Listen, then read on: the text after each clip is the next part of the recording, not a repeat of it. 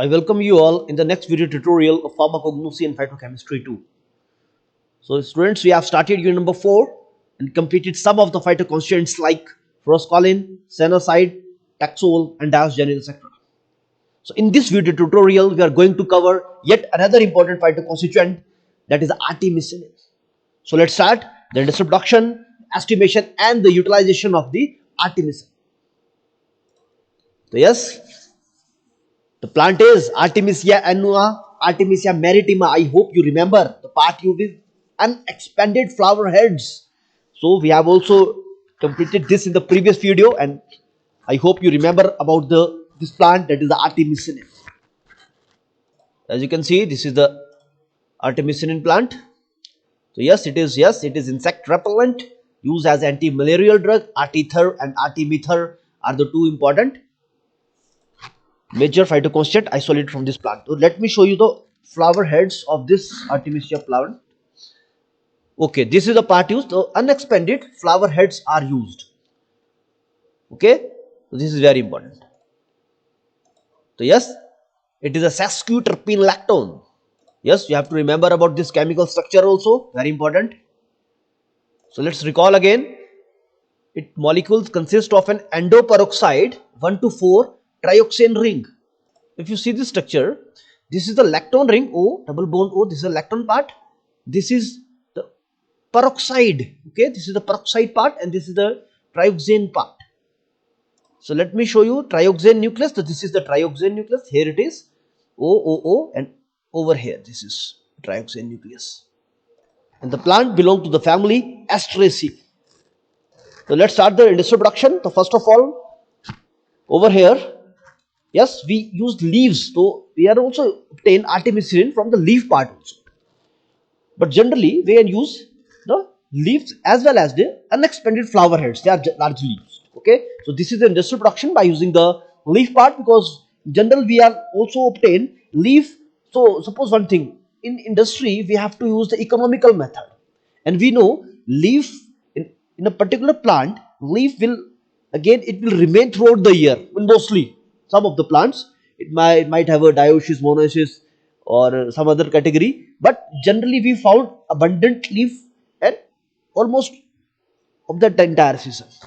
So that is the advantage of using the leaf. But we know a particular plant has a particular flowering season, so we can obtain a flower in a particular season, but we obtain leaf from throughout the year. Same as in case of taxol, it is difficult to obtain the taxol from the bark, whereas we can obtain taxol from the leaf, but in the leaf no taxol is present. So which is present, and another important constituent which is then converted into taxol, and we obtain our anti-cancer drug.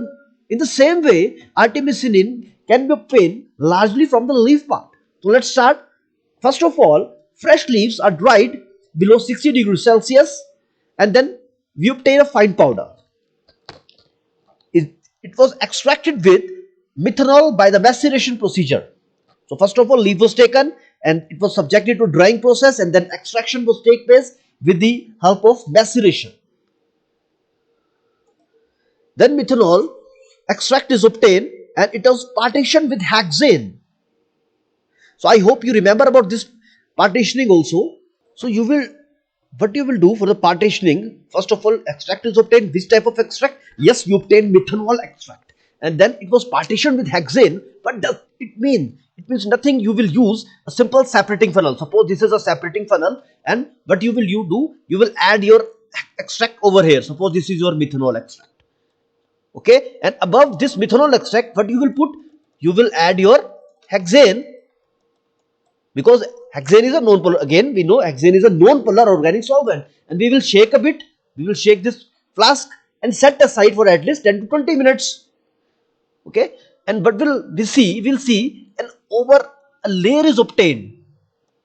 Okay, hexane layer is separated. Two layers will form. First was methane, methanol, and second is of hexane. So what will happen over here?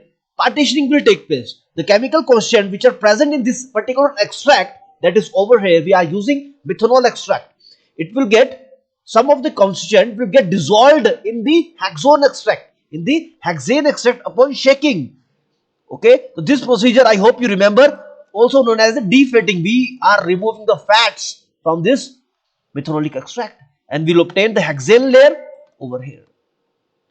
So let's see the next step.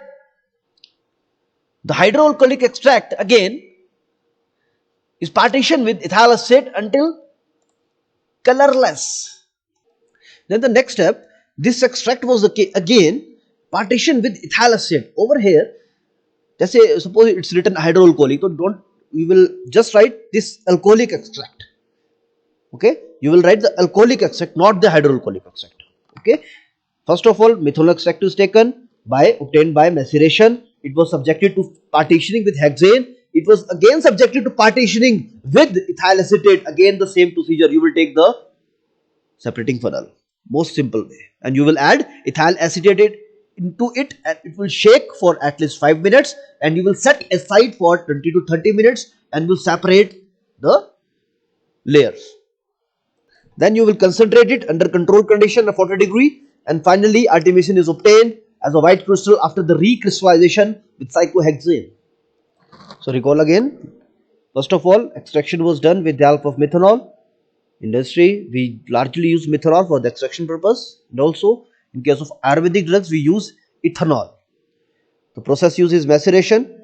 Then this extract was partitioned with hexane to remove the fatty material or the non-polar substances, because like dissolve like, and hexane is non-polar, so it will dissolve out all the non-polar impurities.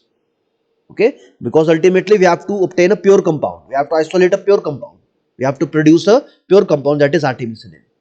And then again the extract was partitioned again with ethyl acetate. Then we will concentrate it under controlled condition, and finally we obtain artemisinin as a fine white crystals after recrystallization with cyclohexane. If we talk about the estimation, yes, it is estimated by HPLC as well as the HPTLC method, in which we are using the mobile phase as N-hexane ethyl acetate in the ratio of 7.5 is to 2.5 volume by volume, and we are using the stationary phase silica gel fluorescent F, that is fluorescent 254, and we are using the detecting reagent as anisaldehyde sulfuric acid reagent, followed by heating to 110 degrees Celsius. So this is the estimation method, and yes, uses, number of uses are there. Please go by the video of the Artemisia. We have completed the uses. Antimalarial drug, artemether, artether are the two very common products. Also used to suppress inflammatory immune reaction, and have been tested against COVID virus, coronavirus also. If we talk about the more uses, artemisinin and its derivative are effective in treating chloroquine resistant strains of plasmodium. Means it is used to treat malaria, in which condition, if your drug, that is chloroquine, become resistant, if the patient become resistant to this drug, that is chloroquine. Okay, and it has been found that there are different type of clinical trials are going on in this research on this drug particularly, and also used in the combination as a combination drug therapy in the treatment of malaria. So yes, it is used to treat cerebral malaria also. This is a derivative of artemisinin, that is the artemether. Okay, it is nothing but it is the methyl ether derivative of artemisinin, that is very much effective against different type of plasmodium species. If we talk about the action, its mechanism of action, because we know it contains this endoperoxide ring in it. Okay, so what happens? These compounds have a presence of this endoperoxide bridge, and this endoperoxide bridge interact with the heme that is present in the parasite. Okay, and this heme iron cleaves this endoperoxide bridge, and which resulted into the generation of this reactive free radical which damage parasite membrane. Okay, so first of all, yes, endoperoxide ring is present. This is the endoperoxide bridge which is present over here. Okay, it will interact with the heme that is present in the parasite or the malaria, which will resulted into cleavage of this endoperoxide bridge, and due to this cleavage, what will produce? This free radical produce.